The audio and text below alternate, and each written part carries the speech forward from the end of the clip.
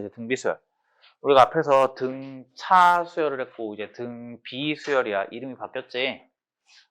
뜻이 뭐냐? 똑같아. 등 같다는 이야기야. 비 뭐가 같냐면 비율이 같다는 이야기인 거야. 비율이. 그럼 우리가 등차 수열에서는 같은 걸 더해서 만든 게 등차 수열이었고 또는 차이가 같다라는 뜻을 가지고 만든 게 등차 수열이었어. 그럼 등비 수열은 뭐냐? 비율이니까 같은 걸 곱해서 똑같은 게 나오는 거야. 즉 A1, A2, A3 이런 식으로 똑같이 수열이 있을 때 같은 걸 곱해서 만든다 그랬잖아. 그럼 그 곱한 숫자, 그 곱하는 숫자 그거를 앞으로 R이라고 하고 공비라고 말할 거야. 그래서 공비, 같은 비율인 R을 곱해서 다음 수열을 만들어내는 거야. 그리고 비율이 같다 그랬잖아. 즉 A2 나누기 A1 비율, 그게 R인 거야. 그 다음에 A3 나누기 A2 그것도 R인 거야. 비율이. 똑같이 A4 나누기 A3 이것도 R인 거지.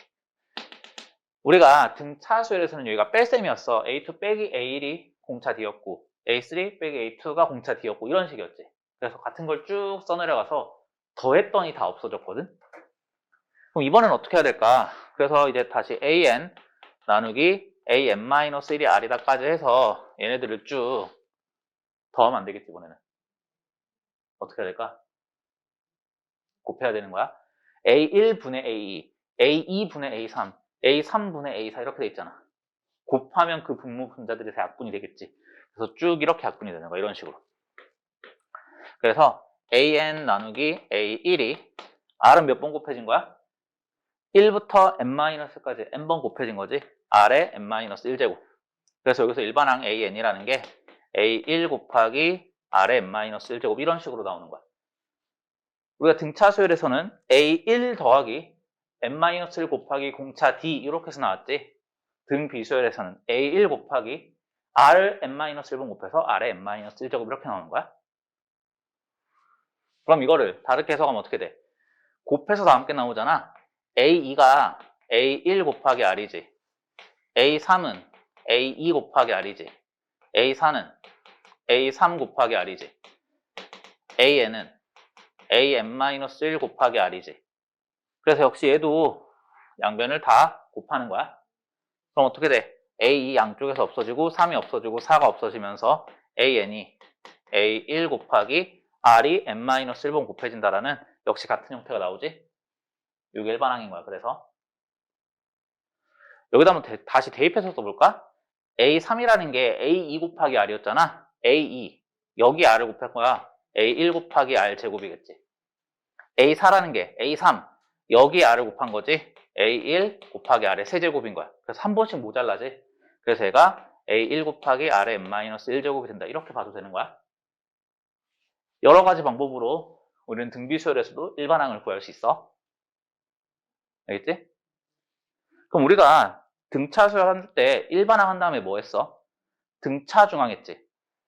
그럼 그 다음에 뭐 하겠어? 등비수열에서도 등비 중항 하겠지.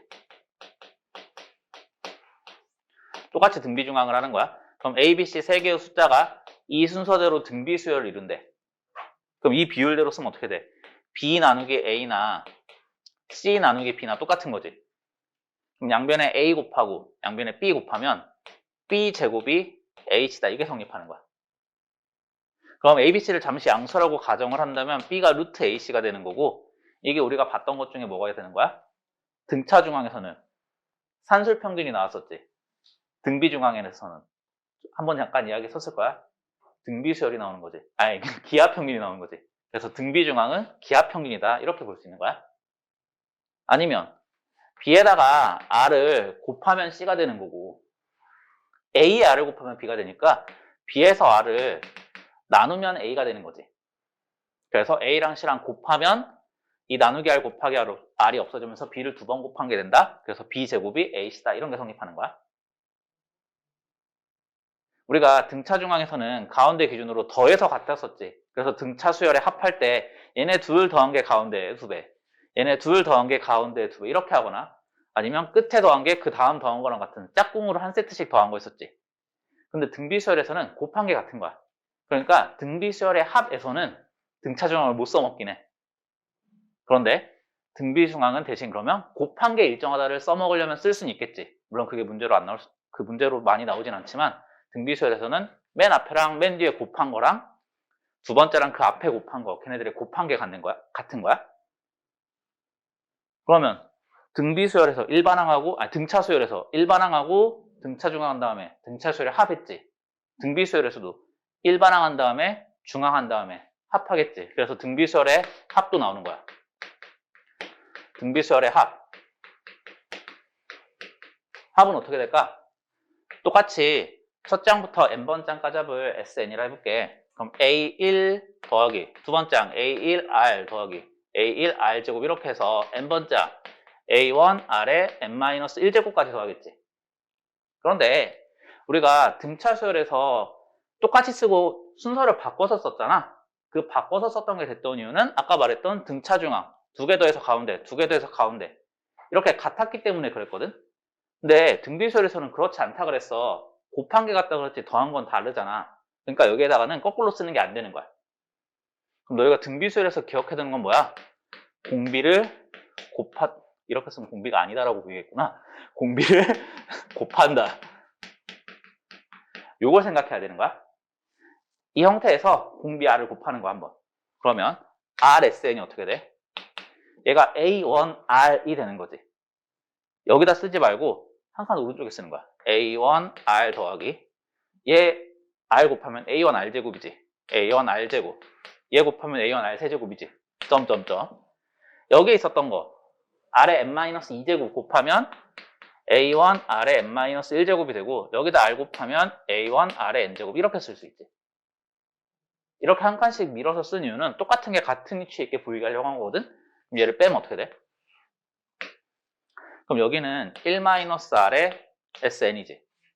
여기는 어떻게 돼? 다 없어지지. 그래서 얘가 A1-A1R의 n제곱이고 묶어내고 나누면 SN이 1-R분의 A1 1-R의 n제곱 이렇게 정리가 되는 거야. 등비수열 합인 거야 이게. 그러면 반대로 밑에 거에서 위에 뺄 수도 있겠지. 그럼 여기 형태만 바뀌어서 R-1의 SN이 A1R의 n제곱 빼기 A1이라는 즉 SN이 R-1분의 A1 R의 n제곱 마이너스 1이다 이런 식도 나와. 둘이 똑같은 식이야. 분자분모에 마이너스 1 곱해서 바꾼 것 뿐인 거야. 그럼 이걸 왜 따로 써줬냐? 너희가 음수 계산은 당연히 부호가 틀릴 확률이 올라가겠지. 얘는 R1보다 작을 때 쓰면 좋고 얘는 R1보다 클 때 쓰면 좋아. 물론 하나만 써도 돼. 그럼 R이 1이면 어떻게 될까? R이 1이면 사실 처음에 여기 R이 1이면 여기가 0 곱하기 SN이잖아. 사실 애초에 나눗셈을 할 수가 없었던 거야. 근데 R이 1이면 사실 이렇게 쓸 필요도 없었겠지. SN이 어떻게 나오는 거야? A1 더하기 A1R A1이지. A1R 제곱 A1이지. 마지막까지 A1이겠지. 그래서 N 곱하기 A1이다라는 이런 식으로 나올 거기 때문에 R1이면 분모가 0인데요? 이럴 필요가 없는 거야. 그래서 우리가 등차수열에서부터 했었던 일반항, 등차중항, 등차수열의 합 그게 등비수열의 일반항 곱해서 나오기도 하고 나눠서 나눈 거를 뜻대로 써서 곱해서 나오기도 하지. 그 다음에 등비중항 가운데 기준으로 좌우 곱해서 갔다. 그렇기 때문에 등비수열의 합은 공비를 곱해서 써서 뺀 이 과정을 통해서 등비수열의 합까지 구할 수 있는 거야. 391쪽 원리합계 봐봐. 이제 이 수열 단원이 되게 오래된 단원이거든. 그러니까 수능 맨 처음 때부터 있었어. 30년 전에도 있었다는 이야기인 거야. 근데 그렇기 때문에 이 오랜 기간 동안 시간이 지나면서 좀 바뀐 것들이 있어. 그러니까 수능에서는 교과서에서는 되게 이런 것 저런 것들을 되게 많이 없앴거든. 너네가 이거 외워서 공식처럼 알아야 되는 것들도 되게 많이 없어졌고 그다음에 수능에 나오는 문제들의 패턴도 되게 많이 달라졌어. 그런데 우리가 수능 공부할 때랑 내신 공부할 때가 다른 과목, 다른 단원들 뭐 지수로그나 삼각함수 할 때는 내신이랑 수능이랑 똑같은 거였어. 근데 수열 공부할 때는 조금씩 분명히 달라지는 게 생기거든. 내신 대비할 때는 좀 잘 알아야 되는데 수능에는 거의 나오지 않는, 절대 안 나오는 그런 것들이 좀 있는데 그런 것들 중에 하나가 원리합계인 거야. 옛날부터 있었던 거라서 수능에 나올 만큼 나왔고 요새는 더 이상 다루지 않아 이런 것들을. 근데 내신에서는 나오니까 알긴 알아야 돼. 내용 보자. 그래서 391쪽 보면 사실 이게 등비수열의 활용이거든. 등비수열의 활용. 원리합계라는 게 뭐냐면 원금인 거야. 리는 이자인 거야, 이자. 근데 그게 이제 한자로 리였는데 그게 이제 두음법칙에 의해서 이자가 된 거라서 합치면 원리합계가 되는 거야.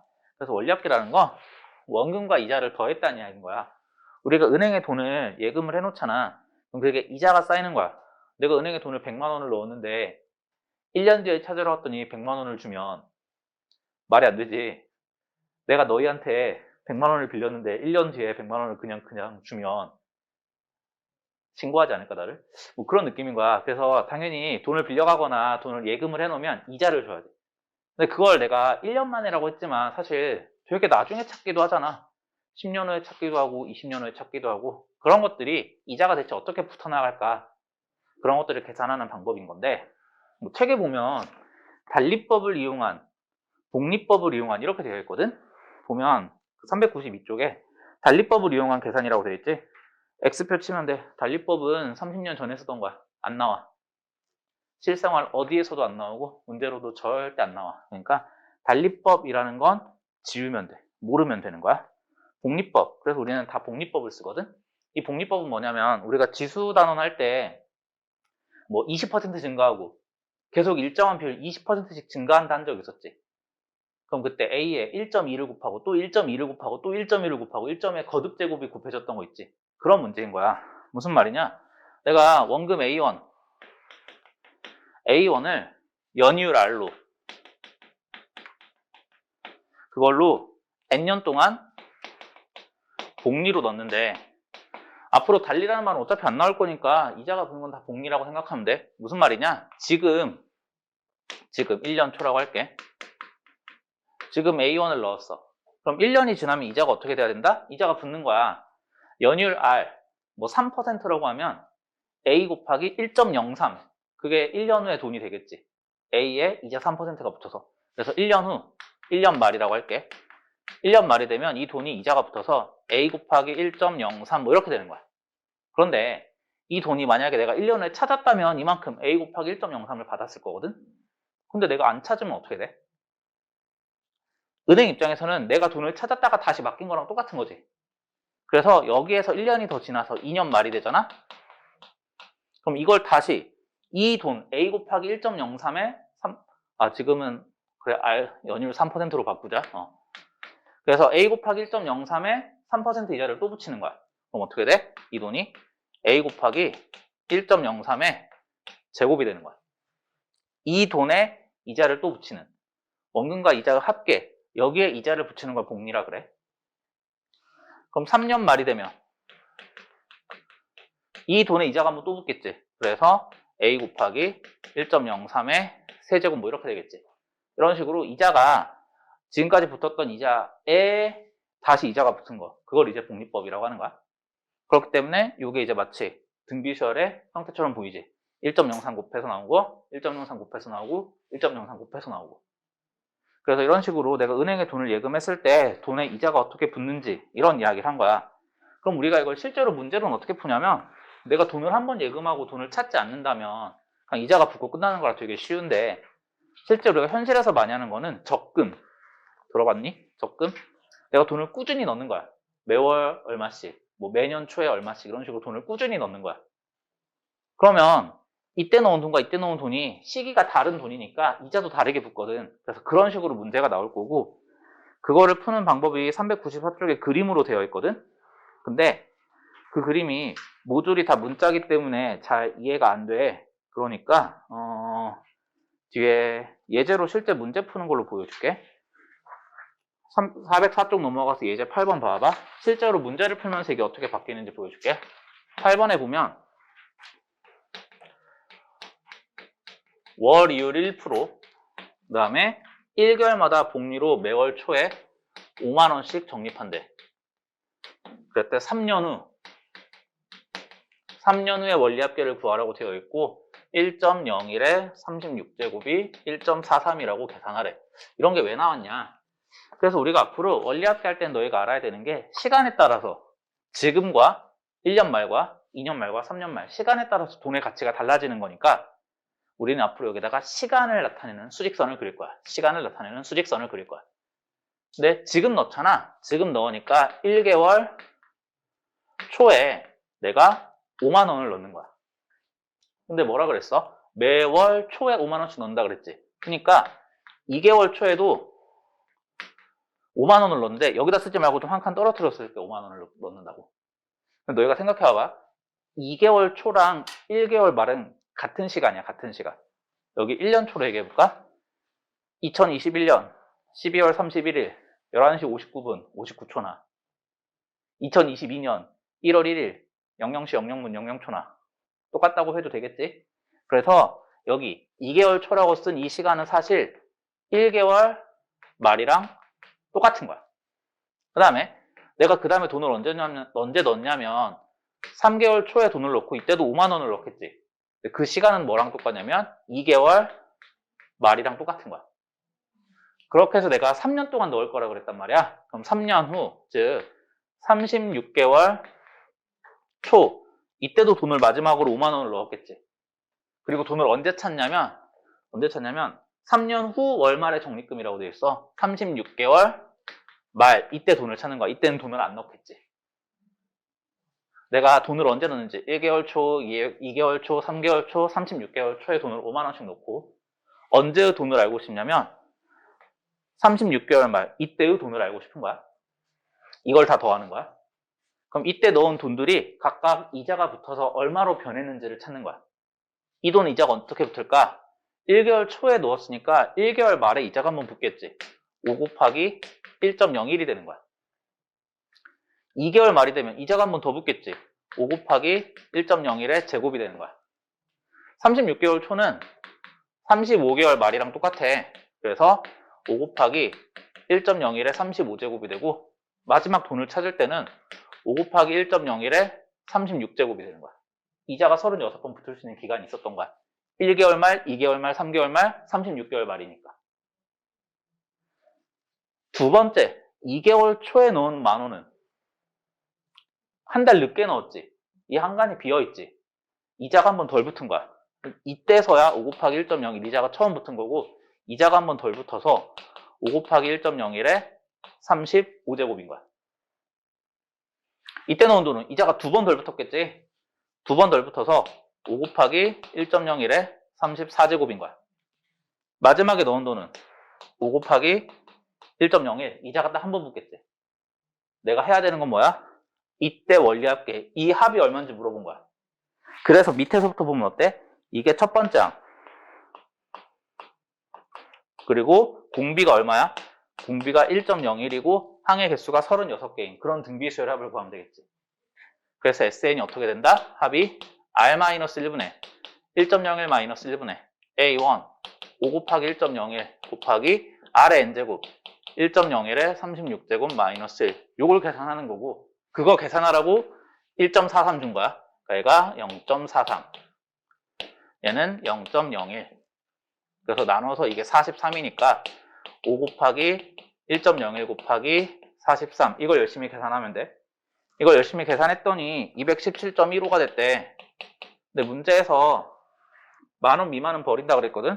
이거 버려서 217만원 이런 식으로 답이 나오는 거야. 이런 식으로 원리합계 문제에서 너희가 알아야 되는 건 시간에 따른 이 시간 수직선을 먼저 그려놓는 거야.